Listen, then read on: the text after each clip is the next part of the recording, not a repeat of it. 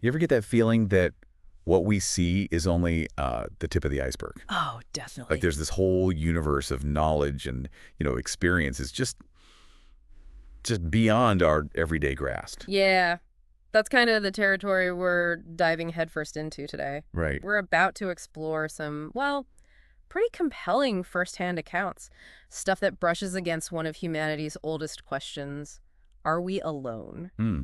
And, what happens when that question starts getting some potentially unsettling answers? Exactly. And you flag some really interesting material for us, excerpts from the Joe Rogan Experience, Yeah, featuring Lenval Logan, who was like a former insider with the UAP task force. that's him. And also Jason Sams, a retired Air Force Master Sergeant. Deep background in intelligence. So two guys who've been operating in some pretty shadowy corners. Individuals who've had unique access, unique experiences, Mm. definitely shape their understanding from the inside. And for you tuning in, our mission really is to cut through the static, Mhm. the speculation, all that noise, and just get to the core of what these guys are claiming. Right. What did they actually experience? What did they believe? Yeah, extract the key insights, the surprising nuggets that help us understand. Not like an overwhelming info dump, just a clear look at some, well, extraordinary claims. Sounds good. So let's get right to it. Where did their journeys into this world, where did they really begin? Well, for Jason Sands, it looks like it started way before his military time. A pretty significant childhood event. Okay. He talked about seeing a UFO with his mother. With his mom. Oh. Okay, what did he see? A red orb. Completely silent, he said. Looked like polished metal. Yeah. And pretty big, he estimated maybe 30 to 40 feet across. Wow. And his mother saw it too. Yeah, and what's interesting is she's apparently writing about it now, so it wasn't just some, hazy kid's memory. It was shared, stuck with him. Huh. So that kind of thing. Yeah. And that must set a baseline, right? A sort of foundation. I think so. For you, considering this, that kind of early shared sighting, it creates a lens, maybe? But the real shift for Sands, the point where maybe casual interest became really serious, Yeah. that happened during a mission at Wright-Patterson Air Force Base Yeah. while he was involved in what they call the program. Okay, the program. So for you following along, this usually means like top secret government stuff dealing with UAPs, maybe recovered tech. Exactly. Highly classified. And at this stage, Sands hadn't actually seen another craft himself, right? The shift came from something he overheard. Overheard. How? Well, he was part of the Red Team.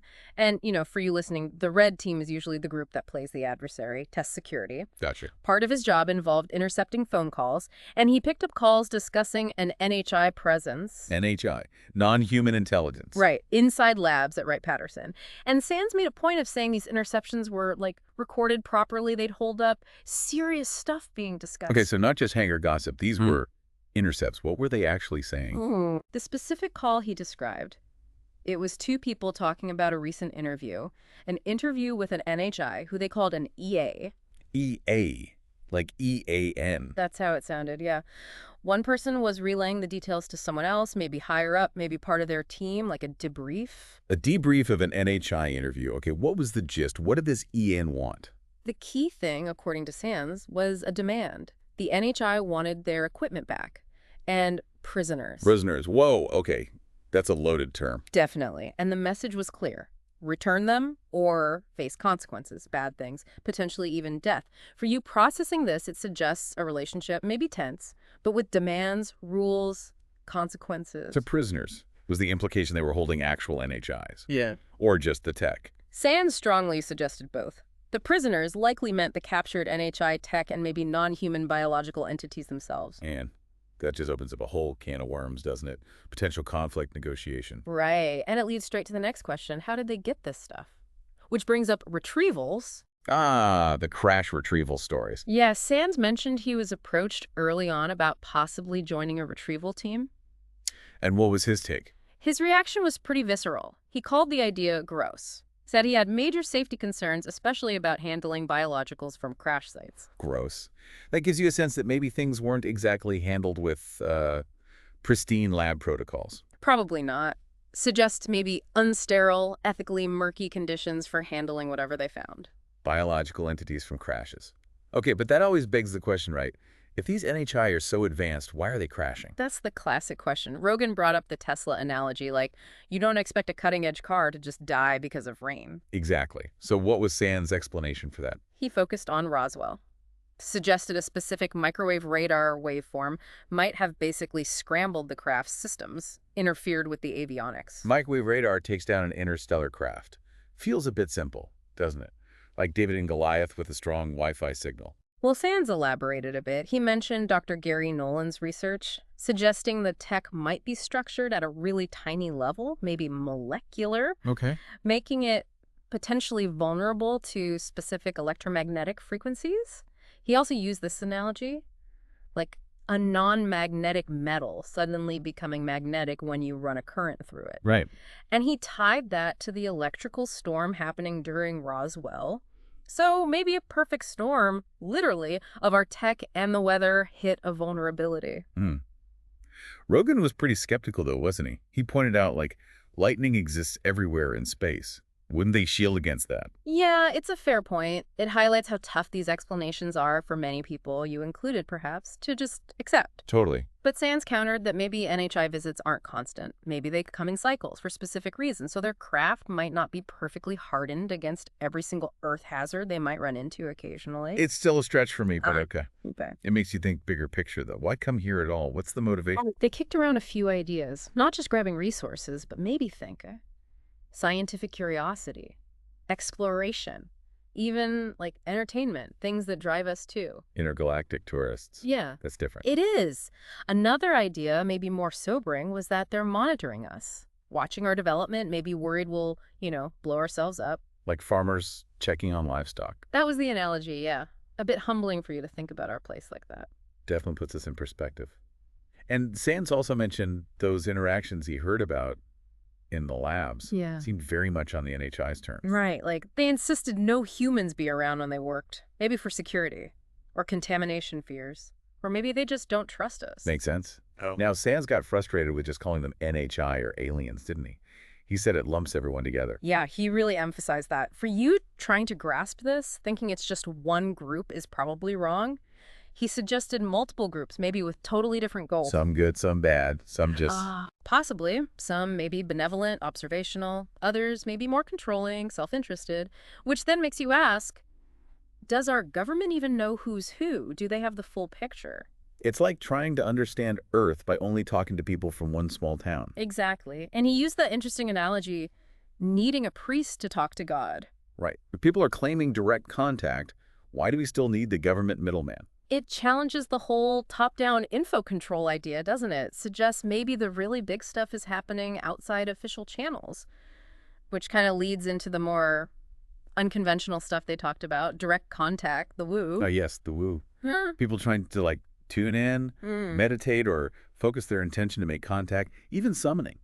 Yeah, that whole area. Logan was pretty funny about it, very candid, said he was black and afraid of the woo. I can see that. A healthy skepticism. Totally understandable. Probably resonates with a lot of you listening.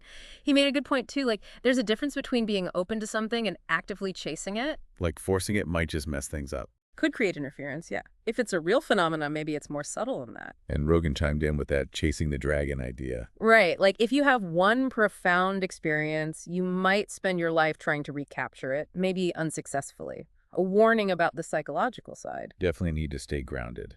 Now, specific encounters. You mentioned Jake Barber and an 8-sided craft. Yeah, 8 gone, I think was the phrase. And Barber apparently described it as more than just seeing something. It was like a spiritual experience. Moved him to tears, Sand said. Which raises that weird question, can NHI influence our minds, our emotions? That came up, like the intense fear people report at Skinwalker Ranch. If they can trigger fear, maybe they can trigger awe or love. Or other things. Makes you wonder about the whole interaction spectrum. Are some encounters designed to make us feel a certain way? It's a deep question. Logan, though, coming from the task force side, kept saying, question everything, no matter how compelling it sounds. Good advice. Then Sands shared his own sightings. Triangular craft. Delta or triangular, yeah. Described them as huge, like a 3-story building. Silent. Completely silent. Distinct lights, pale grayish white ones, and then this sort of grill panel with vertical lights. Saw one with his daughter, too. Another shared family experience. But didn't one happen right after he was digging into UFO files? That's the really intriguing part. He'd been looking at UFO data on secure government computers the very next night. A similar triangular craft apparently followed him home. Oh, that feels targeted, like we see you looking. It definitely suggests someone knew he was looking and responded. For you piecing this together, it makes you ask, was that the NHI themselves? Or is it our own advanced tech watching the watchers? Or some kind of hybrid? Blurs all the lines, doesn't it? Yeah. Okay, let's switch to Lenval Logan. His personal encounter sounds pretty extraordinary. This was at Nellis. Yeah, Nellis Air Force Base. Logan was doing Air Force intelligence work, monitoring communications for the program, he said, involved in red forcing exercises out at Black Mountain. Red forcing, like war games, testing our pilots. Exactly. Simulating threats to see how our guys react. And during one of these exercises, he saw something. Definitely not part of the script. What was it? A craft. Moving incredibly fast. Irregular shape, he said. Metallic looking, but almost fluid in its movement. Just immense speed, way beyond anything conventional. And they got it on video. Apparently, yes. Caused a lot of confusion, chatter among everyone watching, even the ground crews monitoring. And the higher-ups reacted how? Interestingly, the ranking officer made everyone involved watch the video the following week, even people who hadn't seen the craft directly. Like damage control. Or just acknowledging something weird happened. Could be either. But the really wild part for Logan happened right after that viewing. As he was leaving, this woman seemed really freaked out, came up to him. Yeah. What'd she say? Warned him someone was on the range. On the range, okay. And then? Then he has this face-to-face. On the roadway, just a few feet away. Face-to-face with? A being. He described it as earless, with really large eyes. Earless large eyes. Okay. And it spoke. Not exactly. This is where it gets really out there. Logan claims it was telepathic communication. Telepathic, wow. He said he understood words, concepts that were totally new to him, just beamed into his head. For you considering this, it's way beyond normal senses. Okay. So what was the message? Telepathically. The being communicated something like, hello, I'm having trouble with my craft. I need some repair material. Do you know where I could find some trinum? Trinum. T-R-E-N-U-M. That's what Logan heard or perceived. He first thought, maybe he misheard titanium. Makes sense. Common advanced material. Right. But the being corrected him, said, no, trinum. Then Logan suggested Dreamland, Area 51. And the reaction. Apparently disgust, strong reaction, called the people there barbarians and murderers. Or barbarians and murderers. That's intense. It's just a really negative history there or some kind of conflict. Definitely a striking judgment. So Logan, trying to help, then suggests his old geophysical professor back in Vegas. Thought maybe the prof would know a metallurgist. Okay. Did the being like that idea? Seemed to consider it, Logan said. Then just went back to its craft nearby. And his colleagues. The guys in the car with him. This is maybe the weirdest part. They seemed totally out of it. Zonked out, Logan called it.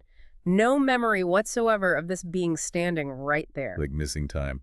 Or mental manipulation. Logan suspected some kind of mental influence from the being, And, unsurprisingly, they couldn't find the earless individual later. Vanished. Didn't Logan say there was some corroboration later on? He did mention that.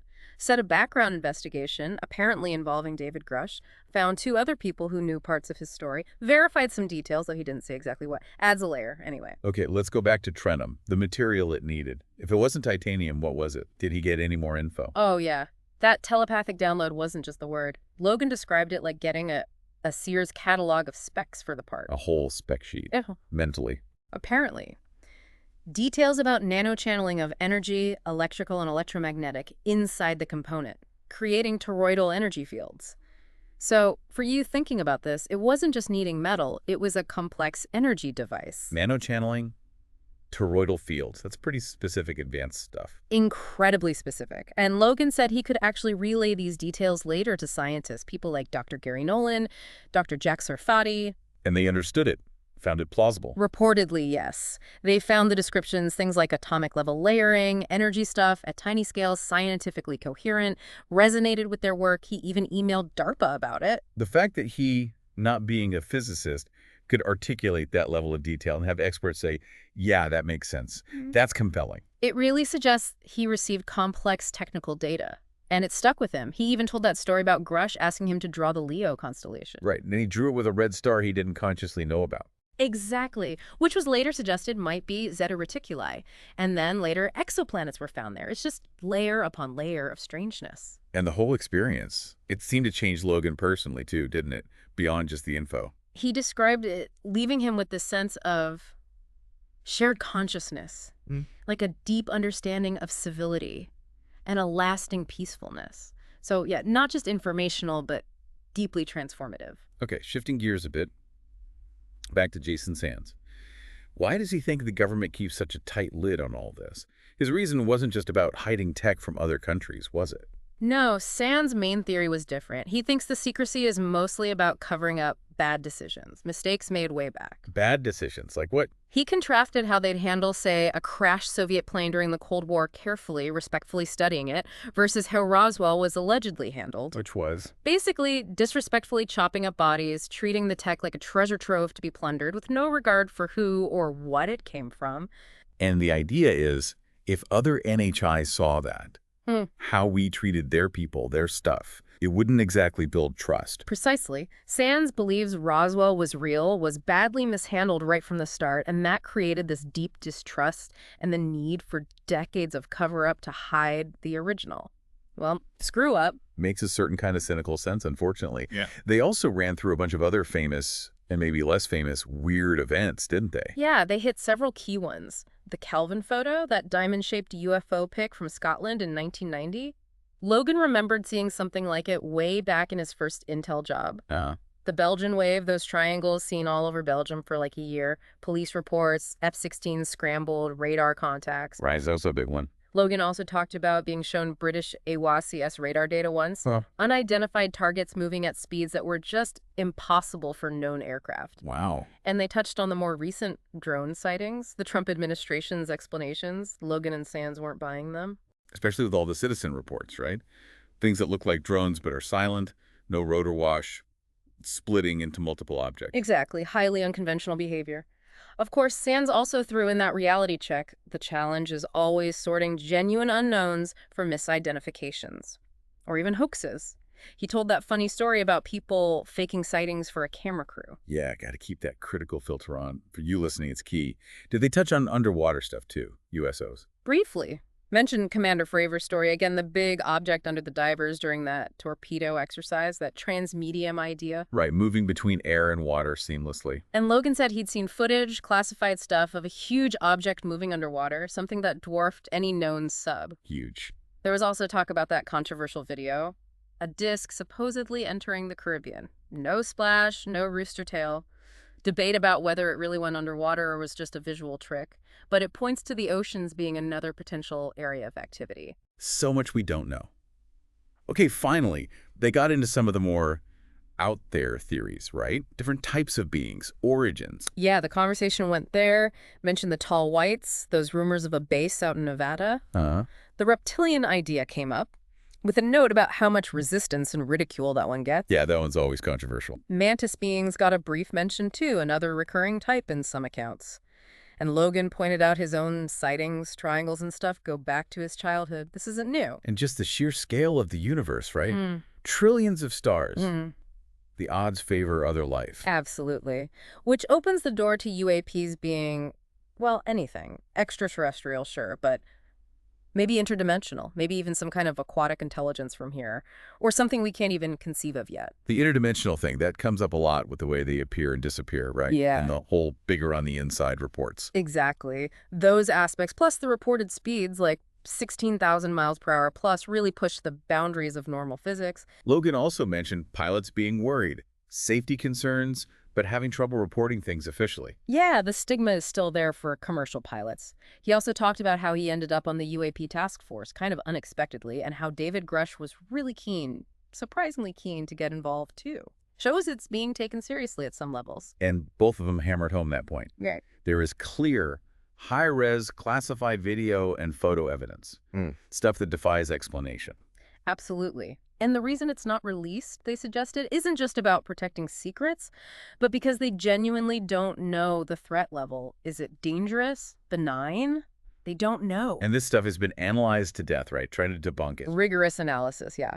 Trying to find conventional explanations, using AI to check for fakes or misinterpretations, and still, some of it just holds up as truly anomalous. It's really mind-bending to wrap your head around all this, isn't it? Hearing these guys who are in it. It absolutely stretches what you think is real. And for you, the listener, it's so important to remember these are their accounts, their interpretations.